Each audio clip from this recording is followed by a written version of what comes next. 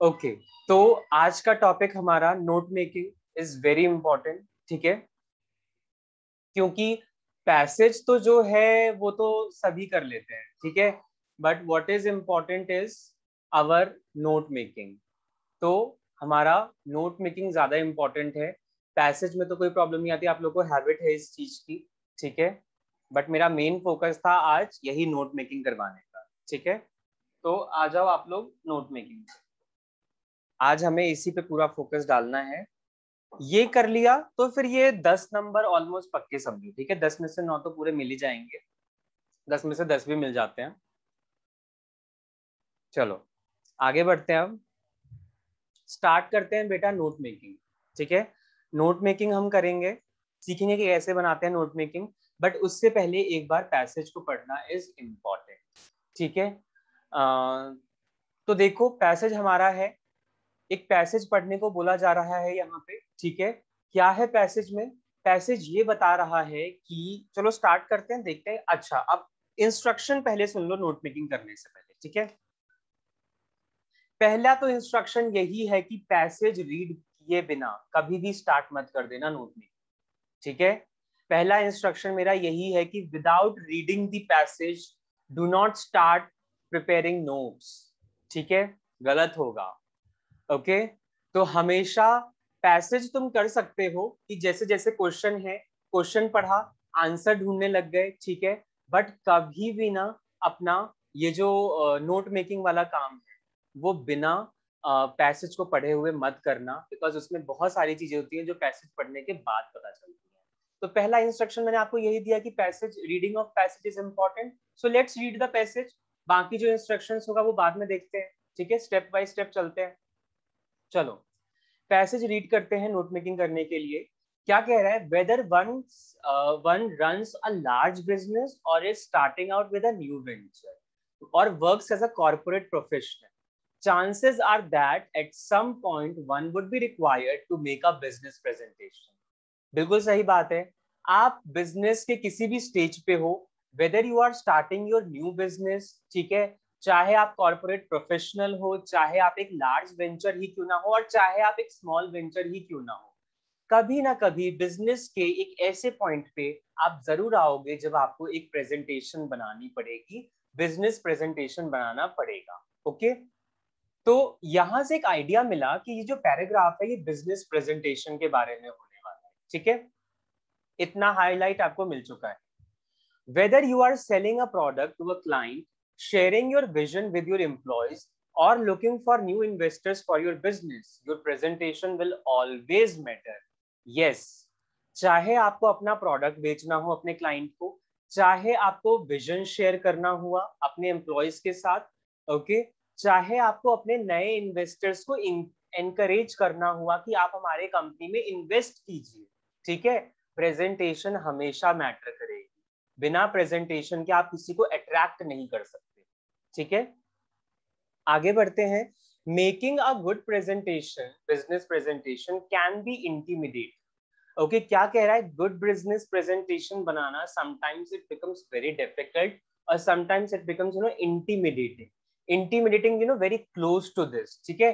that you want to capture as much information as possible to answer any prospective question from your audience. लोग इतने ज्यादा indulge हो जाते हैं presentation बनाने में कि दे ट्राई कि हर एक एस्पेक्ट कवर हो जाए, हर एक क्वेश्चन का आंसर उस प्रेजेंटेशन में कवर हो जाए कि ऑडियंस को क्वेश्चन करने की जरूरत ही ना पड़े। हम ऐसा प्रेजेंटेशन दे दें कि बस क्वेश्चन के तो चांसेस ही ना हो, ठीक है। Yet you want to keep your audience constantly engaged and interested, ठीक है। तो आपको आंसर्स के साथ साथ आपको क्या देखना है कि आप अपने ऑडियंस को कितना ज्यादा एंगेज रख पाते हो, कितना ज्यादा उन्हें इंटरेस्टेड रख पाते हो with the help of your good presentation, ठीक है। तो so what makes a good presentation? जब हमने ये देख लिया कि इतनी ज्यादा रिक्वायरमेंट है प्रेजेंटेशन की, तो हम ये गुड प्रेजेंटेशन बना कैसे सकते हैं, ठीक है। तो आगे बढ़ते हैं। It is important to connect with your audience with a story. तो यहाँ पे आप देखो आपको रीजंस दे रहा है कि गुड प्रेजेंटेशन बनाया कैसे जा सकता है, ठीक है। तो गुड प्रेजेंटेशन बनाया जा सकता है with the help of, if you are able to connect your audience. जब आपका प्रेजेंटेशन आपके ऑडियंस को कनेक्ट कर रहा है, उनको समझ में आ रहा है वो लोग समझ रहे हैं इस बात को, सुन रहे हैं, उनको अट्रैक्टिव लग रहा है, ठीक है। And no, it doesn't means your presentation needs to be the most exciting work of fiction. Most exciting work of fiction का मतलब है ये नहीं कि तुम प्रेजेंटेशन में बस एक स्टोरी सुना रहे हो, ठीक है ना, एक इमेजिनरी सिचुएशन दिखा के। एक होता है ना कि लोगों को इंटरेस्ट तब आता है जब तक आप स्टोरी ना सुनाओ। जब आप स्टोरी सुनाने लगते हो ना, लोगों को इंटरेस्ट तब आता है कहानियों से, ठीक है। तो इसका मतलब ऐसा नहीं होता बेटा कि बिजनेस प्रेजेंटेशन में आप कहानी सुना रहे हो और कहानी सुना के आप उनका इंटरेस्ट ग्रैब कर रहे हो, ठीक है। ऐसा नहीं है। आपको क्या करना है, आपको ऑडियंस को ना एक जर्नी पे लेके जाना है, ओके। यार वहां पे कहानी थोड़ी ना सुनानी होती है, वहां पे तो कस्टमर्स को कन्विंस करना होता है, ठीक है, इन्वेस्टर्स को, कस्टमर्स को, एम्प्लॉयज को। when trying to convince potential investors, make them see the success you are striving for and what it will do for you and for them. आपको प्रेजेंटेशन में ये दिखाना है, अगर आप अपने इन्वेस्टर्स को अट्रैक्ट करना चाहते हो, कि आप किस चीज के लिए बिजनेस चला रहे हो, आपका अल्टीमेट एम क्या है, आप क्या सक्सेस अचीव करना चाहते हो, और इस सक्सेस से उनको क्या फायदा हो, ठीक है। तो ये चीज आपको कन्वे करना है अपने इन्वेस्टर्स को, और इवन सबको ही, चाहे वो एम्प्लॉयज हो चाहे वो कस्टमर्स हो। To win over your employees with your new staff policy, take them through the journey of why you are introducing a new policy and how it does benefit them. तो अगर आपको employees को attract करना है अपने presentation में, तो presentation में हाईलाइट करो कि ये जो नई पॉलिसी तुमने निकाली है ऑर्गेनाइजेशन में, ये उनको कैसे बेनिफिट पहुंचाएगी, ठीक है, ये उनको किस तरीके से उनको फायदे देगी, ठीक है। टेल पर्सनल स्टोरीज, खुद की पर्सनल स्टोरीज बताओ कि हम भी इस ऑर्गेनाइजेशन में एक टाइम पे काम करते थे एज एन एम्प्लॉय, ठीक है, हमने भी बेस लेवल से स्टार्ट किया था, हमने ये पॉलिसीज अडॉप्ट की थी तो हमें इतना सक्सेस मिला था। एग्जाम्पल्स दिया करो, ठीक है, give analogies and site examples, वही बात हो गई, पुराने किस्से सुनाया करो, ठीक है, रेफरेंसेस दिया करो। Get your audience emotionally involved and you will be more likely to get them to side with you. जितना ज्यादा इमोशनली कनेक्ट करोगे ना अपने ऑडियंस के साथ, मतलब जो तुम बताना चाह रहे हो वो समझ रहे हैं, ठीक है, तुम्हारी बातों को समझ रहे हैं, तुम्हें बहुत ही ज्यादा एकदम सीरियसली ले रहे हैं। अगर आप ऐसा करते हो ना, तो आप अपनी साइड कर लोगे अपने पार्टिसिपेंट्स को, ठीक है। ऐसा प्रेजेंटेशन आपको देना चाहिए। एट द सेम टाइम, अच्छा उसके बाद हमारा क्या लिखा है, yes, you want to keep your audience engaged at all times. Normal सी बात है, प्रेजेंटेशन देने के बाद, प्रेजेंटेशन देने के दौरान कोशिश यही रहती है कि हम अपने ऑडियंस को कॉन्स्टेंटली एंगेज रखें, ठीक है। Do not overwhelm them with a lot of information. अब उनको एंगेज रखने का मतलब ये नहीं कि तुम उनको इतना सारा इंफॉर्मेशन देते रहो, भर भर के इंफॉर्मेशन, भाई नहीं, इतना जान के भी उन्हें कोई फायदा नहीं है, ठीक है। Settle on 3 to 5 key messages that you want to them to observe and stick with them. अगर इन्वेस्टर्स को तुम्हें अट्रैक्ट करना है, कंपनी का प्रॉफिट दिखाओ, कंपनी के प्लान्स दिखाओ, ठीक है, कि कहाँ कहाँ वो इन्वेस्ट करते हैं, सारी एम्प्लॉयज के बारे में जान के वो क्या करेंगे, कस्टमर्स के बारे में जान के वो क्या करेंगे, ठीक है। एम्प्लॉयज को प्लान्स एंड पॉलिसीज के बारे में बताओ, ठीक है। तो हर सबका एक इंडिविजुअल इंटरेस्ट होता है, तो बस उतना ही बताना है जितनी उनकी जरूरत है। You do not want to include everything. आपको सब कुछ इंक्लूड करने की जरूरत नहीं है। Instead, choose out powerful points that you want to make. Powerful points को select करो जो तुम उन्हें बताना चाहते हो। It is important to keep your presentation as straightforward and concise as possible. ठीक है ना, प्रेजेंटेशन को एकदम सीधा रखना है, स्ट्रेट फॉरवर्ड, जो बताना चाह रहे हो उतनी बातें, एक्स्ट्रा कुछ नहीं है, ठीक है। और कंसाइज रखना है, ब्रीफ रखना है। प्रेजेंटेशन ज्यादा बड़ी होती है ना, तो बेटा वो बोरिंग भी हो जाती है और इतना टाइम नहीं होता किसी के पास। प्रेजेंटेशन बनाया ही क्यों जाता है, ताकि बड़े से बड़े डिटेल इंफॉर्मेशन को कम से कम शब्दों में बताया जाए, ठीक है। Now at the same time you need to know your content extremely well. जो भी बना रहे हो प्रेजेंटेशन में, उस कंटेंट को आप अच्छे से जानने चाहिए। ऐसा नहीं कि तुमने जो बनाया तुम्हें खुद ही नहीं पता तुम उसमें क्या डाल। While you keep your presentation short and to the point, it is no excuse for you not to have more detailed information regarding the subject of your presentation. अब जितना भी इंफॉर्मेशन डालना है ना, कम से कम उतना तो डिटेल एनालिसिस करके आओ। शॉर्टकट अपनाना है, बट जो कंटेंट डालना है उसमें शॉर्टकट नहीं होना चाहिए, ठीक है। जितना इंपॉर्टेंट है वो सब डालना है।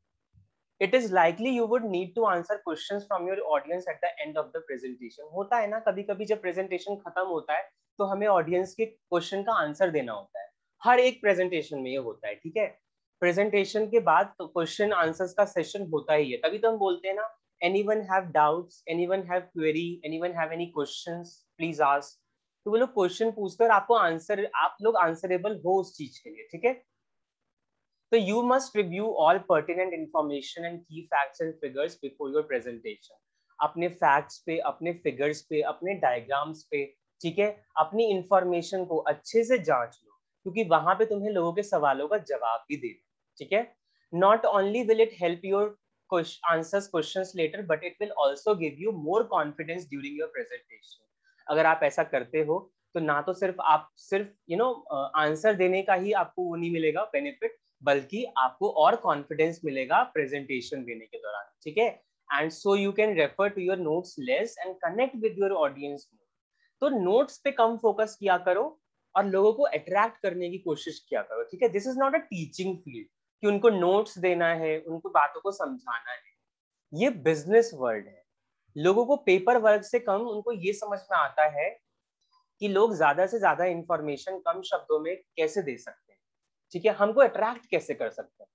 तो बिजनेस वर्ल्ड में आपको ये एक अचीवमेंट है आपके पास, अगर आप लोग बातों से किसी को अट्रैक्ट कर सकते हो तो, ठीक है, rather than focusing in notes, rather than focusing on the paper work, ठीक है। Now in the end a business presentation is about selling ideas, बात तो सही है। at the end अगर हम presentation दे रहे हैं बिजनेस का, तो हम आइडिया ही बेचना चाहते हैं, ठीक है। तो अगर आप अपना आइडिया बेचना चाहते हो तो अपना रिसर्च करके आओ ना अच्छे से आइडियाज पे, ठीक है। उनको अच्छे से वीव करो, मतलब उनको अच्छे से रोल करो, फॉर्मुलेट करो, और उनको एक इंटरेस्टिंग स्टोरी की बनाओ, स्टोरी की तरह, ताकि आप लास्ट में सक्सीड कर जाओ, ठीक है। तो ये था हमारा पैसेज।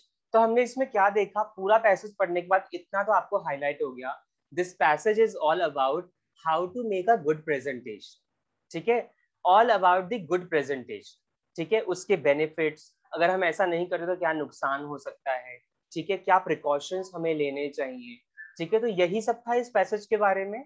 तो अब हम इसकी पैसेज को पढ़ते हुए क्या करेंगे, मेक नोट्स यूजिंग हेडिंग्स, सब headings and abbreviations whenever necessary. तो जब भी आप लोग नोट मेकिंग करते थे, आप लोगों को याद होगा, आप लोग हेडिंग्स देते थे, सब हेडिंग्स देते थे, और एब्रीविएशंस का यूज करते थे। एब्रीविएशंस मतलब शॉर्ट फॉर्म, ठीक है। तो हम स्टार्ट करते हैं नोट मेकिंग बनाना, ठीक है। 3 मार्क्स का आपका नोट मेकिंग आएगा, 2 मार्क्स की इसकी समरी आएगी, 5 नंबर का आपका पूरा नोट मेकिंग होगा, ठीक है। बढ़ते हैं बेटा आगे, अब बनाना कैसे है वो सुन लो, ठीक है। आओ अपने इंस्ट्रक्शंस पे, कैसे बनाना है वो सुनो। मैं बताता हूँ, एक बार थोड़ा सा नोट करना है आपको। यस,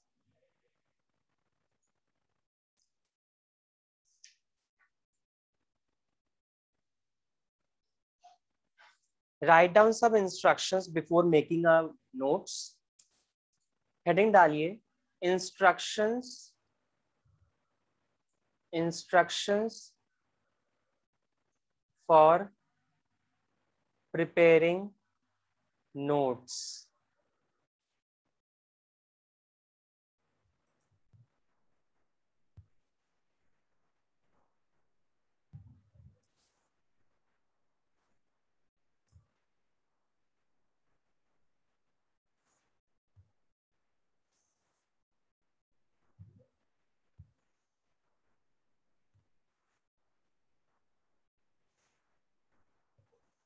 चलो, विजिबल है ना, बनाओ चलो।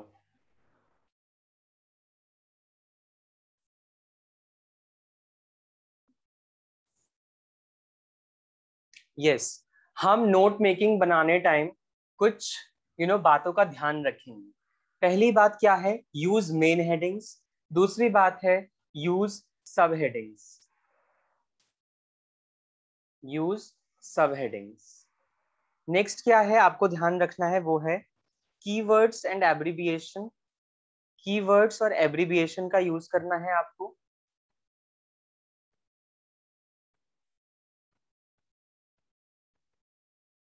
देन आपको टाइटल देना है एंड मेन हेडिंग, जिसे हम बोलते हैं title and main heading. Now this is important, हम लास्ट में क्यों लिखते हैं title and main heading, instructions जब मैं आपको लिखवा रहा हूँ तो टाइटल मुझे ऊपर लिखवाना चाहिए था ना, बट नहीं। ध्यान रखना, ये ऑर्डर फॉलो करना नोट मेकिंग बनाने टाइम, ठीक है। पहले पैसेज पढ़ो, ठीक है, उसके बाद मेन हेडिंग्स बनाओ, उसके सब हेडिंग्स बनाओ, एब्रिविएशंस का यूज करो, लास्ट में पैराग्राफ का जो है ना उसका पैसेज का तुम हेडिंग डालना, ठीक है। क्यों? क्योंकि नोट मेकिंग ना तभी अच्छा हेडिंग बना पाएगा जब आप लोग पूरा पैसेज पढ़ लोगे और पूरे नोट मेकिंग बना लो, ठीक है। कभी भी हेड टाइटल ना पहले मत दे देना। क्या होता है, कभी कभी चेंजेस हो जाते हैं आर्टिकल्स में, ठीक है, आपके मेन हेडिंग्स में चेंजेस हो जाएंगे, आपके पैसेज के टाइटल में फिर चेंजेस हो जाएगा। तो जब नोट मेकिंग बना लो फिर पैसेज का टाइटल दो, ताकि कंप्लीटली वो उभर के आए कि हाँ जो बच्चा दर्शाना चाह रहा है टाइटल भी वही कह रहा है, ठीक है। अच्छा, उसके बाद कुछ और बातें हैं जो ध्यान रखनी है। ये तो था format. Use your own words, अपने भी बातों का यूज किया करो, ऐसा नहीं है कि पैसेज कोई टेप के लिख रहे हो। Use your own words. Next, include keywords, जो इंपॉर्टेंट पॉइंट्स होते हैं ना उसको जरूर इंक्लूड किया करो, ठीक है। नेक्स्ट, यूज एब्रिविएशंस, वो तो हमने बात कर ही ली है, ठीक है, एब्रिविएशंस का यूज होगा ही। अनदर इज यूज सिंबल्स, बेटा सिंबल्स का भी यूज कर सकते हो आप, ठीक है। सिंबल्स का जो ज्यादा यूज होता है इसमें वो है लाइक हाइफन का यूज हो सकता है, इन्वर्टेड डबल इन्वर्टेड कॉमा का यूज होता है, ठीक है। इन सब के यूज होते हैं इसमें। You can even use star, ठीक है। सब हेडिंग्स देने के लिए आप स्टार भी यूज कर सकते हो, तो no problem. And mind the indent, indent का ध्यान रखना है बेटा। इंडेंट उनको पता होगा जो लोग कंप्यूटर चलाते होंगे, टाइपिंग करते होंगे। इंडेंट का मतलब होता है फॉर्मेट। लाइक अगर बीच में लिख रहे हो तो पूरा इंडेंट सामने होना चाहिए, लेफ्ट में है तो आपका पूरा लेफ्ट साइड जाना चाहिए, ठीक है। एक ऑर्डर होना चाहिए, ये नहीं कि कुछ चीजें लेफ्ट में दिख रही है, कुछ चीजें बीच में दिख रही है, कुछ चीजें राइट में दिख रही है, ठीक है। तो प्रॉपर जो सीक्वेंस है वो फॉलो होना चाहिए। तो these are some instructions while preparing a notes, ठीक है। ध्यान रखना है इस चीज को।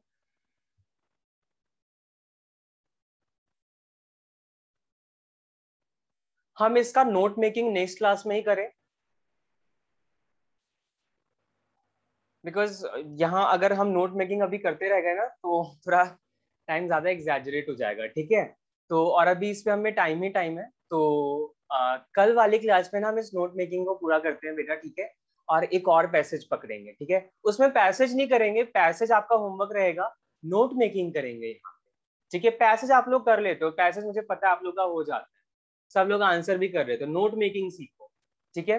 तो नोट मेकिंग हम करेंगे, और अगर किसी को पैसेज में प्रॉब्लम हो तो वो भी बता देना, वो भी हम कर लेंगे, ठीक है। तो इस नोट मेकिंग को हम कंप्लीट करते हैं नेक्स्ट क्लास में, ठीक है। With our next note making, दो नोट मेकिंग कल कंप्लीट करना है। तो चलो बेटा, नेक्स्ट क्लास में मिलते हैं, टिल देन टेक केयर। कल आपकी क्लास है फिर दोनों, ठीक है। तो सी यू टुमारो। चलिए बेटा, बाय।